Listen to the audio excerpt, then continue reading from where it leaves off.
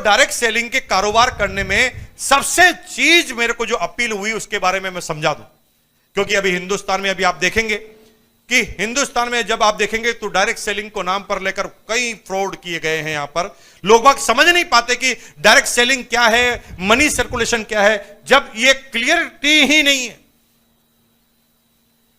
2016 सितंबर में government of India में guideline बना दी डायरेक्ट सेलिंग के ऊपर, और गाइडलाइन बनाने के बाद लोग बड़े कंफ्यूज हो रहे हैं और ये नहीं समझ पा रहे कि कौन सा आदमी जो मेंबर बना रहा है, जो कंपनी में नाम है वो सही कंपनी है कि गलत कंपनी है।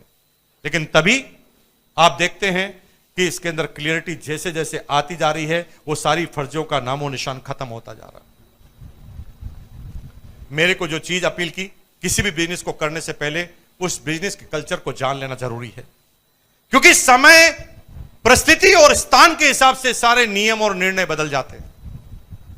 जैसे जैसे समय चेंज होगा, परिस्थिति चेंज होगी, वैसे वैसे आपके डिसीजन बदलना चालू हो जाएगी। इसके नाम में ही सब कुछ रखा है, RCM। R for Indian rate, R for Indian rate. इस बिजनेस को क्यों करना है? क्योंकि ये दुनिया की एकमात्र ऐसी कंपनी है जो इंडिया में काम करती है इंडियन रेट में। मल्टीलेवल मार्केटिंग में इस दुनिया में एक भी कंपनी ऐसी नहीं है जो इंडियन रेट पर काम करे। उनकी रेट ऐसी होती है जिसको समझना आम आदमी के बस की बात ही नहीं। वो क्या कहते हैं, सर हमारा ये साबुन है ये 280 रुपए का है, ये बहुत अच्छा है, ये कॉन्सेंट्रेट फॉर्मूले से बना है। मेरे भाई, वो किसी भी फॉर्मूले से बना है, आम आदमी के जेब के बस की बात है क्या? या पर कैपिटा इनकम ही 5000 से नीचे है तो 280 रुपए साबुन की बात कर रहा है। यह बिजनेस मैंने इसलिए चुना कि यही एकमात्र ऐसा बिजनेस है जो हिंदुस्तान के 1 से लगाकर 100 तक हर व्यक्तियों के बीच में जा सकता है। दुनिया में ऐसा कोई बिजनेस नहीं जो सारे आदमियों के लिए कभी बनाओ। R for Indian rate, C for Indian culture. इसके सारे प्रोडक्ट कैसे आए? जो इंडियन कल्चर को सूट करते हुए। दुनिया की कुछ कंपनियां आई, उन्होंने कहा कि साहब हमारा टूथपेस्ट है 400 रुपए का, ये टूथपेस्ट 400 रुपए का है। हमने कहा इतना महंगा क्यों? वो कह सर ये अलग फॉर्मूले का है, इसके अंदर है ना आप थोड़ी सी एक बूंद लगाओ। आपके पेस्ट में तो आपको इतना पेस्ट लगाना पड़ता है, इसमें थोड़ी सी आप बूंद लगाओ, आपका काम हो जाएगा। मेरे भाई, थोड़ी सी बूंद से काम तो हो जाएगा, लेकिन मुझे एक बात समझाओ। आपके घर पे कोई मेहमान आया और आपका वो टूथपेस्ट पड़ा है, मेहमान कितना लगाएगा? मेहमान को थोड़ी पता कितना लगाना है। तो आप क्या करो, ड्यूटी करो, भाई बेसिन पे जाके खड़े हो जाओ सुबह सुबह और मेहमान से कहना इतना मत लगाना। मेहमान को इतना गुस्सा आएगा, वो कहेगा कितने मग्गों से नहाना तू भी बता दे, पानी कितना खर्च करूं वो भी बता दे। कल्चर तो होना चाहिए ना भाई। वही कल्चर के सारे प्रोडक्ट क्या है? 10 रुपए का साबुन, 14 रुपए का नमक, वही आटा, वही मार्केट से सारी चीज लेते हैं। 1 से 100% लोगों तक पहुंचने की गारंटी है। ये बिजनेस स्प्रेड करने वाला है, हर व्यक्ति के पास आप जा सकते हैं। कोई सिलेक्टेड पीरियड नहीं है, सिलेक्टेड क्राइटेरिया नहीं। जिस व्यक्ति के लिए बिजनेस बना है, वन टू ऑल, सारे लोगों के लिए बिजनेस बना है। M for Indian mentality, Indian rate, Indian culture और इंडियन मेंटेलिटी एक चीज में मिलती है तो वो RCM बिजनेस के अंदर है। और मेरे भाई, इसलिए मैंने इस सिस्टम का चयन किया और मैं आज आपके सामने हूं। इस बिजनेस में करना क्या है, ये फॉर्मूला मैं बार बार लिखता हूं और अशोक जी कई लोगों को ये बता रहे हैं। आपको फेसबुक पे देखता हूं तो आप लोगों को लिखते हैं। आप जीवन में छोटे छोटे बदलाव कीजिए, आपके बिजनेस के रिजल्ट ऑटोमेटिक आएंगे। करना क्या है? सिंपल सा बदलाव है। एक कोटेशन लिखिए और उस कोटेशन के बाद उस पर अपन रिसर्च करना चालू करते हैं, इसका क्या क्या फायदा होने वाला। उसमें मैंने ये बोला था बार बार कि जो दिखता है वो बिकता है। पेन है?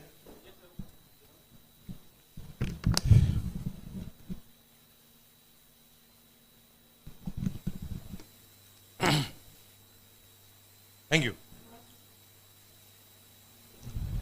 जो दिखता है वो बिकता है, बिकता उसका है जो बोलता है।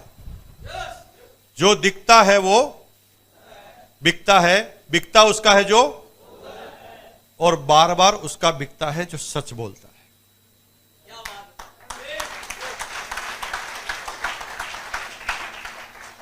जो दिखता है वो बिकता है, बिकता उसका है जो बोलता है, और बार बार उसका बिकता है जो सच बोलता है। इस फॉर्मूले को अपने दिमाग में, अपनी लाइफ की फ्रेम में फिट कर लो। अब जब भी कोई निर्णय लो तो इन तीन चीजों को टच करते हुए निर्णय लो। आपका हर निर्णय सफल होता जाएगा, सक्सेसफुल होता जाएगा। सेल एक ऐसा वर्ड है जिसके बिना दुनिया का कोई भी आदमी टॉप पर नहीं जा सकता। 90% जो जर्नल आदमी होते हैं उनको सेल से ही नफरत होती है, और सेल से नफरत होने की वजह से वो कामयाब कभी नहीं होता। वो क्या कहता, माल बेचना पड़ेगा, मैं क्या बेचने का काम करूंगा। मत कर, जिंदगी भर नौकर बन, टीचर बन, लोगों को सिखा, लोगों को बता, लोगों के घर में मैनेजर बनने का काम कर। जिसके यहां पर तुम मैनेजर है ना, वो भी अमीर इसलिए बना क्योंकि वो सेल करना जानता है। सेल के बिना तो दुनिया ही अधूरी है मेरे भाई। सेल का मतलब केवल सामान सेल करने से नहीं है, सेल का मतलब किसी सेवा को सेल करने से भी है, किसी भावनाओं को सेल करने से भी है। कीमत जहां पर होती है वहां पर सेल होती है, और बिना कीमत के तो एक कदम भी आप जीवन में आगे नहीं बढ़ सकते। There is no free lunch at all. जीवन में कुछ फ्री में है ही नहीं। आप जिस दिन अपने बच्चे के प्रति अपना फर्ज निभाना भूल जाओगे ना, उस दिन आपका बच्चा भी आपको बाप कहना बंद कर देगा। कीमत तो आपको अदा करनी पड़ेगी, सेल का काम तो आपको करना पड़ेगा। थोड़े सालों पहले, 4-5 साल पहले नरेंद्र मोदी जी को आपने प्रधानमंत्री बना दिया। उस बंदे ने सेल किया है अपने आप को, उसने बताया है अपने आप को कि मैंने क्या क्या किया, और जब उसने अपने डायलॉग कंप्लीट किए तो आपने उसको खरीदने के लिए अपना वोट दबा दिया कि ठीक है साहब, ये आपकी कीमत है, आप बन जाओ। तो अपने सपनों को, अपनी सेवाओं को, अपनी बातों को सेल करना, कन्विंस करना ही सेल है। सेल से नफरत मत करो। जीवन में अगर अमीर बनना चाहते हो तो सबसे पहली प्रायोरिटी पर सेल होता है। तैयार है तो आगे चलें। सेल से नफरत नहीं, सेल के बिना तो एक कदम भी आगे नहीं रख सकती आप। सेल तो आपके लिए जरूरी है। अब बात आ गई कि सेल करना अगर आप सीख गए तो 3 चीजें से आपकी सेल तेज गति से बढ़ जाएगी। मैंने लिखा है आपको, जो दिखता है वो बिकता है, बिकता उसका है। बोलो मेरे साथ, जो दिखता है बिकता किसका है, और बार बार किसका बिकता है, जो सच बोलता है। अब ये 3 काम करने हैं। पहला, एक छोटा सा एग्जांपल देता हूं, पूरी बात समझ में आ जाएगी। एक आदमी रेलवे स्टेशन पर चाय की केटली लेकर खड़ा, ट्रेन आके रुकी और वो ट्रेन के बोगी के सामने चलने लगा। बोल कुछ नहीं रहा था, चल रहा था। तो जो लोग उसे देख रहे थे और जिनको चाय पीने की इच्छा थी, उन्होंने कहा, ए चाय है क्या। जो दिखता है वो, बोला नहीं उसने कुछ भी, उसने सिर्फ दिखाया, ऐसे दिखाया। तो जिसको इच्छा थी उसने कहा चाय है क्या, रुकाया, चाय ले ली। लेकिन ऐसा दिखाते हैं तो रिजल्ट तो आएंगे, लेकिन बहुत कम आएंगे। कुछ लोग आरसीएम तो कर रहे हैं, आरसीएम के प्रोडक्ट भी पहन रहे हैं, आरसीएम के प्रोडक्ट भी यूज कर रहे हैं, लेकिन मुंह से कुछ बोल नहीं रहे। तो कुछ आगे होकर पूछ रहे हैं, उनका तो काम हो रहा है, लेकिन जो आगे होकर नहीं बोल रहे हैं उनका काम नहीं हो रहा। लेकिन एग्जाम्पल नंबर 2 में आप क्या देखते हैं, वो की वही बोगी है, वो की वही बोगी है, लेकिन उस बोगी में एक चाय वाला आया। इस बार वो बोलता हुआ आया, चाय चाय चाय चाय चाय, जोरदार चाय, गारंटी वाली चाय। एक बार पियोगे 1000 बार पियोगे, एक बार पियोगे जिंदगी भर याद हो जाएगी। भाई साहब, ये चाय की है गारंटी। चाय पियो पहले, पैसा दो बाद में। पसंद नहीं आएगी तो पैसा नहीं लिया जाएगा। चाय चाय चाय चाय। अब इससे क्या होता पता है, जिन लोगों का चाय पीने का मूड नहीं है उसका भी मूड बनने लगता है। हेलो, यस और नो। अब यहां पर क्या हो रहा है कि पहली स्टेज आपने पार की, जो दिखता है वो बिकता है। तो ये पहला सब्जेक्ट है खत्म, लेकिन दूसरा सब्जेक्ट है कि उसका ही बिकता है जो ज्यादा बोलता है। तो आज के बाद क्या करना है कि प्रोडक्ट यूज तो करो, दिखाओ तो सही, लेकिन बोलना भी चालू करो। अगर बोलोगे तो सामने वाले को पता चलेगा कि क्या कर रहा है। पता है, मैं एक बहुत आश्चर्य की बात बताऊं। मैं बड़ा लीडर बन गया, मेरे पड़ोस में एक नया मकान बना।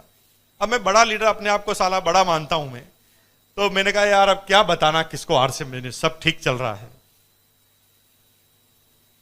मेरे पड़ोसी को मेरी क्रॉस लेग जोड़ गई। 8 साल पहले की बात है, मैंने बताया ही नहीं, वो जोड़ गई। अगर मैं बता देता तो शायद वो मेरी टीम में होती। आप किसका इंतजार कर रहे हैं? आपके रिश्तेदार, आपके दोस्त, आपके भाई बहन, आपके जो सबसे नियरेस्ट आदमी है ना, वो आप बताओगे नहीं तो पता कैसे चलेगा? तो आज के बाद बताना चालू करो। एंड पॉइंट नंबर 3, बिकता ज्यादा उसका है जो सच बोलता है। और सच कब निकलता है? जब आत्मा से कोई आवाज निकलती है तो सच निकलता है। यानी जब तक कोई प्रोडक्ट आपने यूज करके नहीं देखा है तब तक आप सच बोल नहीं पाएंगे। भाई आपने 3 इडियट फिल्म देखी है, आपको अच्छी लगती है तो आप कितना अच्छा बोलते हैं, सर क्या गजब की पिक्चर है, देख के आना। न हीरो का नाम बता रहे, न हीरोइन का, सिर्फ कॉन्फिडेंस से बोल रहे हैं क्या गजब की पिक्चर, और सामने वाले को समझ में आ जाती है क्योंकि आत्मा से आवाज निकल रही है। जिस दिन ये आवाज आप यहां से निकालना चालू करोगे, लोग बाग आपकी बात समझना चालू हो जाएंगे। लेकिन कुछ लोग ऐसा नहीं करते, कुछ लोग ना दिमाग से सेल करने का काम करते हैं। एक आदमी कंगे बनाने वाली कंपनी में सेल्समैन बन गया। वो पूरे दिन भर कंगे बेचता था, रिजल्ट पूरे नहीं आ रहे थे। तो एक दिन उसने दिमाग लगाया और कंगा लेकर टकले के पास पहुंच गया जिसके बाल ही नहीं थे। उसको कहा भाई साहब कंगा कंगा कंगा ले लो कंगा। टकले को आ गया गुस्सा, वो क्या चिढ़ा रहा है मुझे, बाल ही नहीं है, कंगे का क्या करूं? वो कह सर मैं आपके पास इसीलिए आया हूं, मैं क्या मूर्ख हूं? आपके पास इसीलिए आया हूं कि ये कंगा हमारा एकदम जोरदार, इस कंगे को अलग तरह से साइंटिस्ट ने बनाया है। आपको क्या करना है, सोने से पहले 5 बार रगड़ना है टकले पर, सोने से पहले 5 बार रगड़ना है और उठने के बाद 5 बार रगड़ना है। और 3 महीने तक आपने ये रगड़म रगड़ी पूरी चालू रखी तो 3 महीने बाद भगवान ने चाहा तो ऐश्वर्या राय जैसे बाल होंगे। अब उसने झूठ बोलना चालू कर दिया रिजल्ट के लिए। कई बार हम भी अपने रिजल्ट के लिए इस तरह से झूठ बोलना चालू करते हैं। धीरे धीरे हमारी गुडविल के परसेंटेज खत्म होने लगते हैं और एक दिन ऐसा होता है कि हम किसी के सामने जाने लायक भी नहीं रहते। अब उस टकले को कंगी बेचने के लिए आपने झूठ बोल दिया। अब आदमी इमोशनल होता है। इमोशनल क्या होता है? जिस आदमी के पास जो चीज नहीं होती ना, उसके प्रति वो आदमी बहुत इमोशनल होता है। जैसे किसी के बच्चा नहीं है तो इतना इमोशनल होता है कि जो आदमी पढ़ा लिखा होता है, जिसको साइंस पूरी पता होती है, वो भी इमोशन के नाते साधुओं के पास पहुंच जाता है, बाबाओं के पास पहुंच जाता है। और बाबा उसको कोई भभूत दे देता है, कोई गोली देता है, वो लेता रहता है क्योंकि उसके मन में एक डर रहता है कि कहीं वो सच हो गया तो। जिसके पास पैसा नहीं है वो पैसों के लिए इमोशनल होता है, जिसके पास लड़की है, लड़का नहीं है, वो लड़के के लिए इमोशनल होता है। और ऐसे आदमियों पर सबसे पहले वो कंपनियां, वो आदमी जो बदमाश किस्म के होते हैं, वो अटैक करते हैं। अब टकले के पास गए तो टकला को जब ये कंगा बेचा जा रहा है तो टकला पहले एनालिसिस करता है। कैसे एनालिसिस करता है? जो भी इमोशनल होता है वो एनालिसिस करने का उसका तरीका अलग होता है। वो कैसे एनालिसिस करता है? अगर मैं इस कंगे को ले लूं तो 2 बातें होगी। पहला, बाल आएंगे या नहीं आएंगे। आ गए तो बहुत अच्छा, नहीं आएंगे तो अभी कौन से हैं। एनालिसिस करता है, कोई भी आदमी ऐसे एनालिसिस करता है। और जा कितना रहा है? 20 रुपए ही तो जा रहा है। 20 रुपए में मैं कौन सा दिवालिया हो जाऊंगा? अरे टकले, ₹20 से कंपनियां चल जाएगी। तेरे जैसे कितने टकले होंगे जो एक एक बार इस कंगी को लेंगे, तो कंपनी तो चल गई ना भाई। कंपनी का तो उद्देश्य ही जिंदगी में एक बार एक टकले को जाना, और सामने वाला वो कंगी ले लेता। बाल तो आते नहीं, एक बार तो कंगी बिछ गई, लेकिन क्या दूसरी बार, क्या सेकंड टाइम आप उस टकले के सामने कभी जा पाएंगे? और अगर गए तो क्या होगा? आपको टकला करेगा। अगर चले गए तो वो आपको टकला कर देगा पूरा का पूरा।